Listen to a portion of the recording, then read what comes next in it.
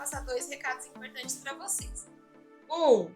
Continuem vendo os status do perfil do WhatsApp da aba. É importante porque lá estão saindo todas as informações de matrícula, rematrícula, retorno, o que fazer com o comprovante das vacinas, ok? É importante que vocês estejam por dentro aí para saber tudo. Se você não acompanha pelo WhatsApp, tenta acompanhar pelo Instagram ou pelo Facebook, alguma das redes sociais que a gente tem, ok? O segundo recado é que hoje eu tô gravando com aqui fechado, eu não sei se eu falei no vídeo, mas é porque tá tendo reforma e aí com as coisas fechadas o som da reforma fica um pouco mais baixo. Mas ainda assim, se acontecer de ter algum som, eu peço desculpas, mas é porque tá tendo reforma aqui, né? Eu cheguei a comentar que a reforma tá aqui de cima, mas parece que é do lado também. Então, coisas de morar em apartamento, né? Às vezes tem essas reforminhas aí, se sair algum som. Bem, nos últimos vídeos a gente tem conversado bastante sobre diagramação, né? Diagramação é a habilidade que o designer tem, no caso o designer diagramador, de organizar os espaços de texto, imagens ou elementos visuais, né? Que tem alguns símbolos, às vezes pequenas ilustrações, numa página. Numa página, não necessariamente página a página, mas em algum contexto, né? Às vezes uma embalagem, às vezes um jornal, uma revista, um menu, um aplicativo, né? E aí tem diversos tipos de designers para isso, mas a origem em si é a diagramação, e a diagramação ela é uma regra aí para todos, né? Você só vai mudar o que você está fazendo. E aí eu dei o exemplo do convite e no último vídeo eu dei o exemplo de apresentação. Por quê, né? Porque vocês estão numa fase escolar e é importante que vocês saibam apresentar as suas ideias e os seus projetos para os seus professores. Então, além daquela questão do gestalt, né, que eu havia comentado com vocês, é interessante vocês começarem a pensar em como vocês apresentam esses projetos, principalmente que alguns alunos vão estar na ETEC, ou às vezes fazendo até outros tipos de cursinho mais profissionalizantes no sentido de mercado de trabalho desses que a gente vê por fora, mas para apresentar ideias mesmo, né? Às vezes a gente tem essa dificuldade de fazer a apresentação. Não digo do conteúdo, porque, por exemplo, tudo que vocês aprendem na aba também é profissionalizante. Então, por exemplo, se vocês fossem fazer uma apresentação sobre tudo que você aprendeu na aba, você sabe tudo que você aprendeu, mas como apresentar isso para as pessoas? Por isso que eu mostrei isso no vídeo anterior, né? Como fazer uma boa apresentação. Então, eu vou retomar aqui algumas coisas antes da gente ir para a gravação de tema. Primeiro de tudo, você tem que já ter em mente o seu tema. Isso é muito importante, saber sobre o que você vai falar, ok? Outra coisa que é interessante vocês vão aprender quando estiverem no curso técnico, numa faculdade, é o tempo. Então, assim, quanto tempo você tem para falar sobre aquele tema? Então, se você tem 10 minutos para falar sobre aquele tema, você tem que ver quanto tempo você vai levar em cada slide. Se você vai precisar de mais imagens, de mais texto. Geralmente, o recomendado é ter menos texto, a não ser que seja uma coisa muito complexa de explicar, e ter mais tópicos, né? O que são tópicos? São palavras-chave. Então, por exemplo, vou falar sobre o clima. Ok, eu vou falar sobre o clima de qual região, em que época do ano, que tipo de clima é. Então, aqui eu já tenho 3 tópicos. São palavras que você vai buscando no meio do conteúdo que você já previamente conhece. Então, isso daqui é o básico. Agora, em relação à diagramação, o que a gente precisa pensar? Onde isso vai ser apresentado? Porque, por exemplo, se for apresentado numa tela de celular, esse é o tamanho. Esse é o tamanho, é bem pequeno. Se for apresentado numa tablet, o tamanho é um pouco maior. Se for apresentado num monitor, por exemplo, de computador, aí aumenta mais um pouquinho. Numa televisão, aumenta mais um pouquinho. Se for apresentado num projetor, né, aqueles projetores igual eu tenho na minha sala, alguns vocês já viram. Se você for novo, assim que a gente retornar, vocês vão ver. Ele é um projetor muito maior. Então eu tenho que pensar nessas coisas, né? Em quem vai ver a minha apresentação. Isso faz parte da diagramação de uma boa apresentação. Porque, por exemplo, se eu só for enviar para o e-mail do meu professor, ele vai poder ver em qualquer tela. Mas a gente deduz que ele vai ver numa tela digitalmente. Então, você não precisa se preocupar vai ficar muito pequenininha a letra, porque dificilmente vai ficar muito pequena, já que ele pode ver qualquer tipo de tela. Ele tá aí, ele pode escolher para assistir. Agora, uma apresentação de escola, por exemplo, todo mundo vai apresentar na mesma tela. Você já tem uma noção de qual é o tamanho daquela tela e como aquilo funciona, ok? Então, você já tem uma noção do tamanho que você precisa ter para funcionar. Outra coisa importante é coisas em relação ao projetor. O projetor, geralmente a sala vai ficar com a luz apagada. Então, você vai apresentar no escuro.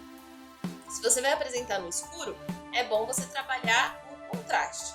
Contraste é sempre diferença de cor, né? Geralmente, o exemplo mais clássico de contraste é o claro e o escuro. Então, se você tem um fundo escuro, usar uma letra clara. Se você tem um fundo claro, usar uma letra escura. Só que você precisa pensar que em um projetor, isso funciona de uma maneira diferente. Entendeu? Por quê? Porque você vai ter uma sala muito mais escura. As pessoas vão estar forçando a vista para ver. Então, compensa muito mais você fazer testes, né? Não tentar colocar uma cor muito escura, mas também não colocar cores muito claras para não ficar aquela luz no olho. E aí, consequentemente, né? Imagens, procurar imagens que não tenham muitos detalhezinhos, né? Que sejam mais nítidas, tenham uma boa qualidade. Sempre colocar legenda, né? Procure sempre colocar uma legenda nas suas imagens. E aí, hoje, o que eu vou falar para vocês? Eu vou falar um pouco sobre fontes, né? Uma das principais características da diagramação é trabalhar com texto. Então, eu vou mostrar para vocês fontes. Antes disso, falar para vocês qual é o nome dessa matéria técnica em design. Se chama tipografia. A tipografia é o estudo das fontes e letras, né? É diferente de lettering. Quem já está acompanhando desde o ano passado no de faixa etária, sabe que ano passado a gente fez um projeto de lettering, ou foi antes? Em uma das mostras a gente fez um projeto de lettering com o nosso nome. Lettering é mais artístico, enquanto a tipografia é um estudo real, né? De como que as letras funcionam, o que é uma letra, o que é uma fonte, né? O que é uma família de fontes. E aí eu vou mostrar para vocês lá no Canva. Se vocês tiverem dúvidas, é só deixar aqui nos comentários, ok? Vamos lá, minha gente, entender aqui, né, o que é a tipografia e por que ela é tão importante para o nosso aí processo de diagramação. Então, tipografia é o estudo dos tipos, né? Eu peguei esse texto aqui de um site de design chamado Rocket Content. Ele tem vários conteúdos aí sobre design, mas eu acho que ele tem uns conteúdos muito avançados. Então eu peguei só esse trechinho para poder ajudar na explicação, ok? Então, tipografia é o estudo, criação e aplicação de caracteres. O que são esses caracteres? São letras, números e pontuação. Estilos, formatos e arranjos visuais das palavras. Os tipos conhecidos como fontes ou letras indicam a composição visual de um texto, ou seja, a escolha do seu tipo de letra. Primeiro de tudo, eu queria falar para vocês uma coisa muitíssimo importante, que é o seguinte: aqui no Canva, a gente tem essa ferramenta aqui que eu vou clicar e mostrar para vocês, tá vendo? Eu tô selecionando aqui, que é a caixa de fonte, ok? Todo lugar que você vai mexer com texto tem fonte. Então, vamos lá para vocês entenderem o seguinte. As fontes, elas vêm em famílias. Ou seja, existe uma família chamada Alice, existe uma família chamada Arquivo Black, existe uma família chamada Beleza, existe essa família chamada Copperhead, que é como se fosse meio máquina de escrever. Tem essa que se chama Xarsemi Bold, essa que se chama Horizon. E vocês conseguem perceber a diferença entre elas? A diferença é gigantesca. E aí eu vou dar um exemplo para vocês de uma maneira um pouquinho mais prática sobre o que as famílias de fonte fazem. Eu vou apagar aqui tudo e vou fazer o seguinte: 1, 2, 3, 4, 5, 6, 7, 8, 9, 0, pula a linha. A, B, C... Não, calma. A, B, C, D, E, F, G, H, I, J. Vamos deixar assim, para ter uma quantidade aqui de letras. E agora eu vou pegar uma quantidade aqui de caracteres aleatórios, né? Não necessariamente eles fazem algum sentido, mas é só para vocês entenderem onde eu quero chegar.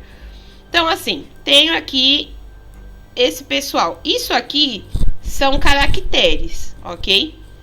Cada família de fonte, ela foi feita por um designer, pensando aí, né? Projetando a ideia de que quer representar alguma coisa.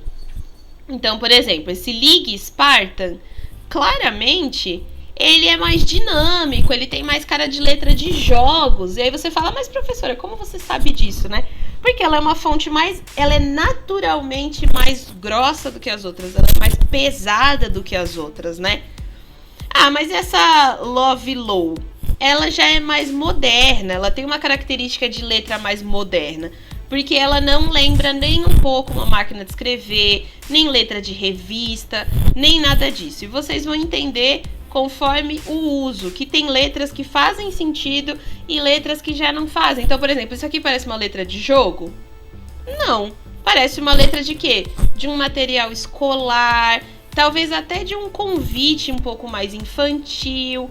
Justamente isso, a gente já tem inconsciente alguns conceitos de design com a gente, porque o tempo todo você tá vendo letras. Então, por exemplo, essa também é uma letra cursiva, tá vendo? Ela é, ó, uma letra cursiva, tá vendo? Ó, são duas fontes diferentes. Mas qual é a diferença dessa daqui? Essa é muito mais delicada, essa não parece uma fonte de escola. Essa parece talvez de um convite de 15 anos, talvez até um convite de casamento, se você quiser arriscar um pouco. Aí vamos para uma outra totalmente diferente, fora da casinha. Essa, bem mais grossa, bem mais pesada. Ela tem características que parecem que foram feitas numa máquina de escrever. Então, sempre que a gente vai escolher a letra, a gente precisa pensar, isso me lembra o quê? Isso é um exercício bem básico para quando a gente está começando design, que é, isso me lembra o quê? Essa letra, ó, é uma letra bem máquina de escrever. Então eu vou usar essa letra aqui para fazer algo de... deixa eu ver. De um restaurante? Depende da temática do restaurante. Será que ele é um restaurante temático? Será que, por exemplo, ele é um restaurante mexicano? Essa letra não combina, porque não faz parte da estética visual daquele conjunto, entende? É isso que a gente precisa pensar. Então, na tipografia, existem tipos diferentes de letras, tipos de famílias diferentes. E aí a gente vai começar uma de cada vez. A sans serif significa que ela não tem uma coisa chamada serifa, que é essas pontinhas aqui, tá vendo? Esse tipo de pontinha que a letra tem se chama serifa. E qual que é a utilidade desse tipo de letra? Quando você está lendo um jornal, uma revista, ou às vezes um livro, esse formato de letra tende a ser muito mais cansativo visualmente para o nosso olho do que esse formato. Porque esse segundo formato, vou pôr ele em formato de círculo aqui, esse segundo formato, ele dá a impressão de que a letra tem continuidade, entende? Porém, já é diferente dessa letra aqui. Então, vamos lá. Essa letra para um texto muito longo torna muito cansativo. Já essa letra, ela dá aquela sensação de continuar. Então, eu posso fazer um texto de 300 páginas que ele vai ser agradável de ler. Só que se eu usasse essa fonte aqui, que ela já é continuação, é isso que acontece no nosso olho. Lembra que eu falei para vocês de Gestalt? Ele não ia enxergar como um texto, ele ia enxergar como uma onda, como uma continuidade só. Então, para uma revista, para um jornal, para um menu, para um artigo, para um trabalho de escola, isso é muito cansativo visualmente. Então, essas são as três principais.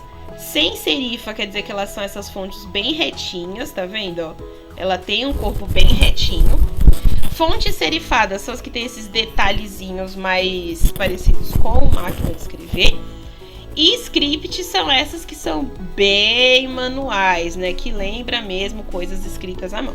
E a gente tem o último tipo, que não é tão explorado assim, né, no nosso dia a dia, que é a dingbat, que são símbolos, né, quando você substitui uma letra por um símbolo, e elas são muito mais decorativas do que tem um uso aí no nosso dia a dia com frequência.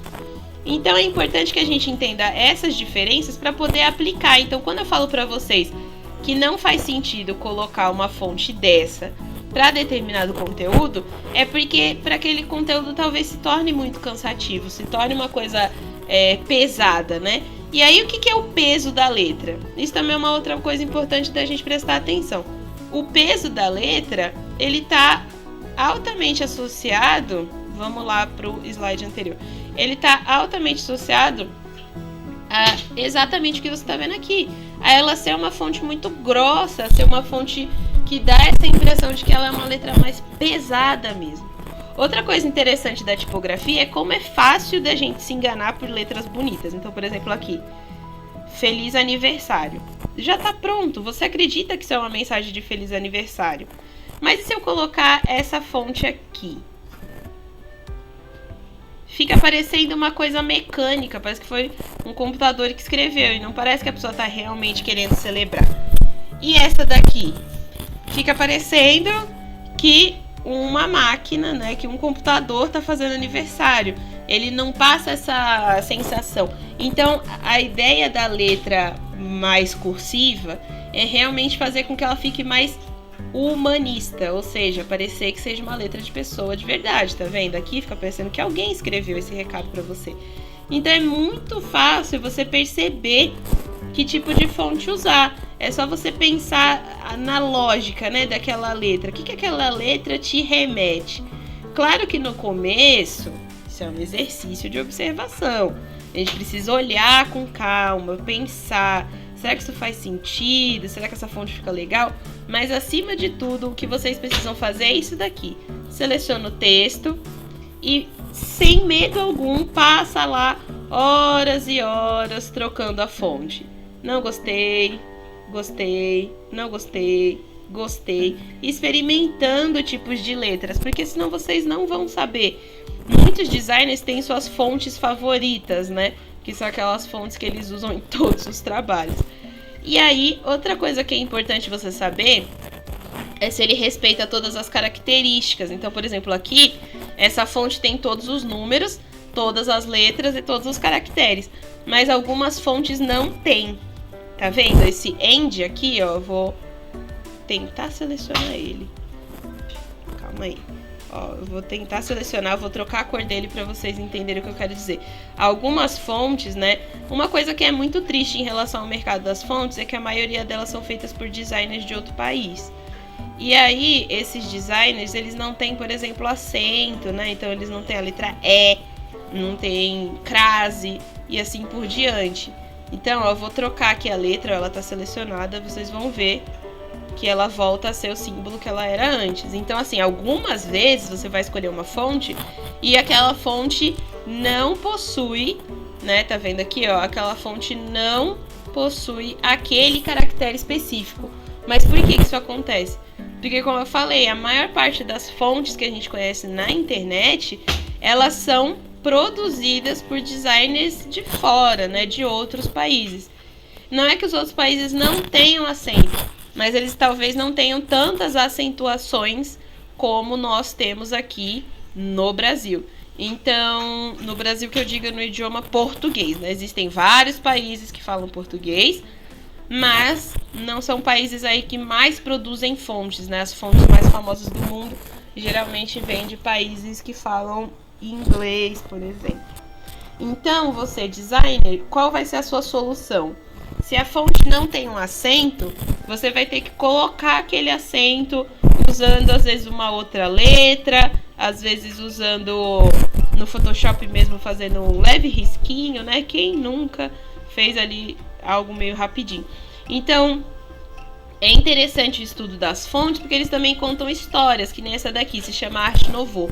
A Arte Nouveau foi um movimento artístico que aconteceu e que tem suas características mais orgânicas. Então, ele tenta lembrar plantas. A Arte Nouveau foi um movimento bem interessante de arte, que talvez até seja legal vocês procurarem. só para poder ter outras referências. Então lembrem sempre do que eu falo para vocês. O importante é ter referências, testar. Às vezes você fala assim, eu não gostei dessa fonte, então chuta lá para baixo, arrasta tudo para baixo e aí clique em outra fonte aleatória, que às vezes é experimentando que você vai achar algo legal. E aí, em relação à apresentação, você tem que tomar cuidado com fontes que são muito fininhas, porque essas fontes não ficam legais em projeção, ou às vezes você consegue até usar, mas a letra fica muito pequena na hora de imprimir. Então, são cuidados assim que vocês vão tendo conforme a experiência, ok? Se vocês tiverem alguma dúvida, deixa aqui nos comentários que eu vou ajudar vocês. E eu espero que vocês, a partir de hoje, consigam aí experimentar mais tipos de fontes diferentes, ok?